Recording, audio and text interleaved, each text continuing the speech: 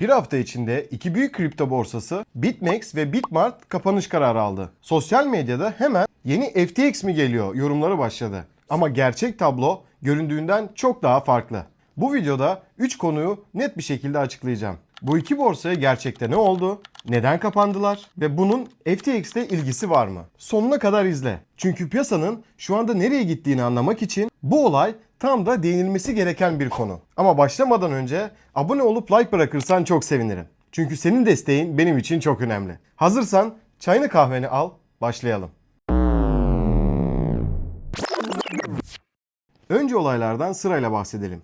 Kripto borsalarının en eskilerinden biri olan BitMEX 11 yıllık geçmişinin ardından 23 Temmuz 2026'da kapanacağını duyurdu. Tam kapanış tarihi 23 Eylül 2026. Sadece 3 gün sonra yani 26 Temmuz'da Bitmart borsası aynı şeyi yaptı. Yani aşamalı kapanış. Yeni üye kaydı ve para yatırma direkt durduruldu. Tüm işlemler 26 Ağustos'ta bitecek. Platform tamamen 31 Ocak 2027'de kapanacak. Yani bir haftada iki orta ölçekli borsa kapı kapatıyoruz dedi. Bu bir tesadüf değil ve az sonra neden tesadüf olmadığını hep beraber göreceğiz. BitMEX borsasını özel yapan şuydu. Kripto tarihinde 100x kaldıraçlı vadesiz sözleşmeleri icat eden borsaydı. 2014'te Arthur Hayes ve ekibi tarafından kuruldu. Ve bugün her borsada gördüğümüz vadesiz işlem mantığının atası. Ama son yıllarda BitMEX resmen küçüldü. Günlük işlem hacmi bir zamanlar piyasa lideriyken şu an 400 bin dolar seviyesine, yani toplam piyasanın binde birinden bile daha az. Şirket kendisi açıkça şunu söyledi. Bu iflas değil. Varlıkları yükümlülüklerinden daha fazla ve 11 yıllık geçmişinde tek bir müşteri fonu hacklenerek kaybolmamış. Yani kısacası BitMEX borsası parasız kalmadı. Satmaya çalıştı ama satamadı. Perde arkasında olan şuydu. Aslında şirket satılmaya çalışıldı ama alıcı bulamadı. Rakip borsalar Kraken ve Coinbase gibi isimler o dönemde Deribit'le ilgileniyordu. Çünkü opsiyon piyasasında güçlüydü. BitMEX'in hacmi o kadar düşmüştü ki kimse almak istemedi. Ayrıca borsanın sigorta fonu 2021'de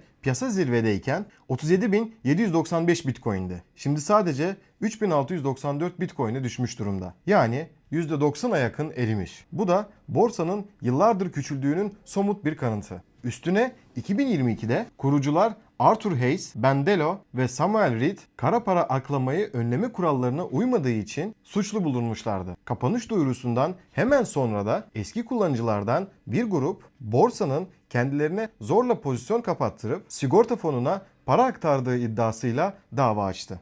Bitmart borsasının hikayesi biraz farklı ama sonucumuz aynı.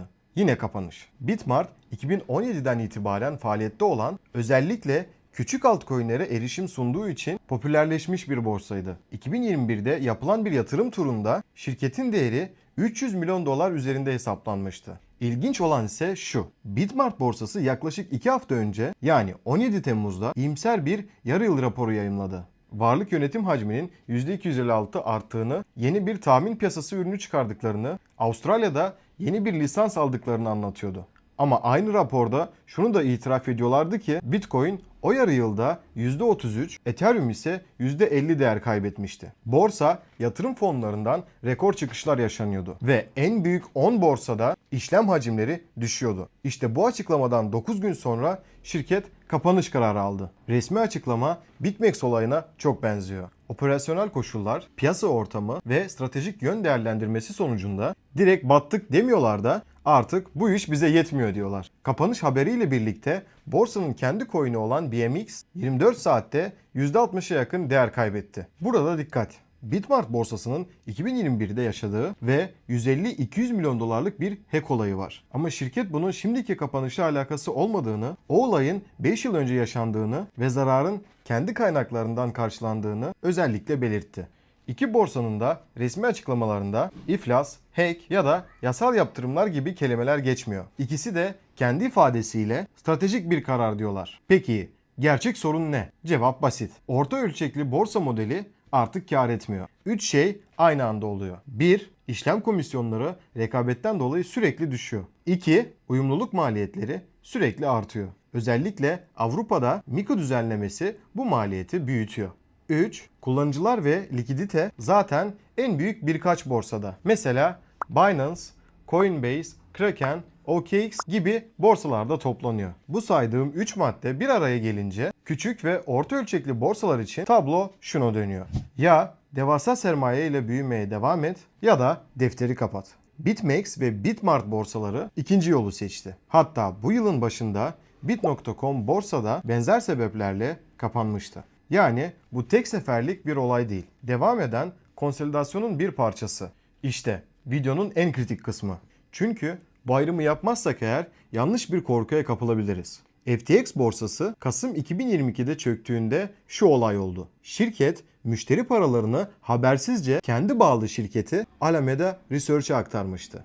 Yani müşterilerin hesaplarında var görünen para gerçekte yoktu. Bu bir dolandırıcılık ve yetersiz sermaye vakasıydı. Kurucu hapis cezası aldı. Milyonlarca kullanıcı parasını aylarca, hatta bazıları tam olarak hala ulaşamadı. Şimdi BitMEX ve Bitmart borsalarına bakalım. BitMEX borsası açıkça varlıklarımız yükümlülüklerimizden daha fazla dedi ve 11 yılda tek bir müşteri fonu hiç kaybolmadı. Bitmart borsasında da kullanıcılar hala parasını çekebiliyor. İkisi de planlı ve kontrollü bir kapanış süreci izliyor. Ani, gizli bir çöküş değil. Yani teknik olarak bu bir iflas değil. Bu bir iş kapatma kararı.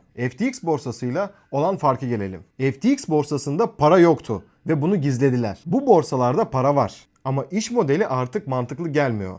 Bu yüzden kapatıyorlar. Bunu neden vurguluyorum? Çünkü YouTube'da ve X'te ikinci FTX başlıklarını çokça görüyorsunuzdur. Ama bu başlıklar olayı abartıyor. Gerçek risk farklı. Kullanıcıların parasını çalınması değil, kullanıcıların zamanında hareket etmemesi. Yani asıl tehlike insanların borsanın nasılsa parası var deyip çekim yapmayı ertelemesi ve son gününe kadar bekleyip yoğunluktan işlemin gecikmesi. Umarım aradaki farkı anlatabilmişimdir.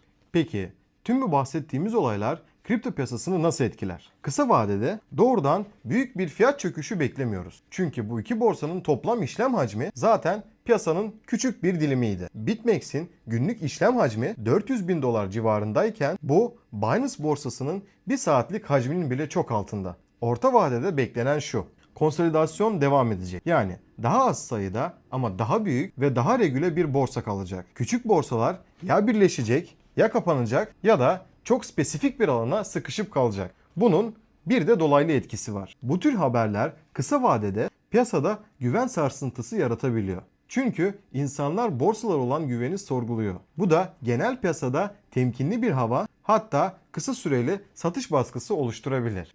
Ama bunun sebebi para kayboldu korkusu değil. Acaba sıradaki hangi borsa belirsizliği? Şimdi bahsetmek istediğim bir nokta daha var. Bir önceki büyük boğa piyasası FTX borsanın çöküşünden hemen ardından geldi. 2022 sonunda FTX borsası battı. Piyasa dibe vurdu ve sonrasında 2023-2024 yılında büyük bir yükseliş yaşandı. Bunun sebebi şuydu: FTX gibi büyük bir güven krizi yaşandığında piyasa kötü oyuncuları temizliyor. Düzenlemeler sıkılaşıyor ve geriye kalan oyuncular daha sağlam bir zeminde büyümeye başlıyor. Yani felaketin kendisi değil, felaketten sonraki temizlenme süreci boğa piyasasını tetikliyor. Şimdiki durum o senaryodan yapısal olarak biraz farklı. Çünkü ortada bir dolandırıcılık veya kayıp para yok. Bu daha çok doğal seleksiyon gibi. Zayıf iş modelleri elenir, güçlü olanlar kalır. Bu da aslında piyasanın olgunlaşması anlamına gelebilir. Panik nedeni değil. Çıkarılacak asıl ders şu: parayı hangi borsada tuttuğun çok önemli. Büyük, düzenlemeye uyumlu, güçlü rezervi olan borsaları tercih etmek ve mümkünse büyük miktarları kendi soğuk cüzdanında tutmak bu tür haberlerin seni hiç etkilememesini sağlar. Özetle BitMEX ve Bitmart borsaları iflas etmedi. İş modelleri artık ayakta duramadığı için kontrollü bir şekilde kapanıyorlar. Bu FTX olayının tekrarı değil ama piyasanın orta ölçekli borsalardan büyük ve regüle oyunculara doğru kaydığının açık bir işareti. Peki sence bu trend devam eder mi? Sıradaki hangi borsa olur? Yorumlarda bekliyorum. Piyasa ile ilgili daha fazla haber için beğenmeyi ve abone olmayı unutma. Desteğin benim için çok önemli. Hoşça kal.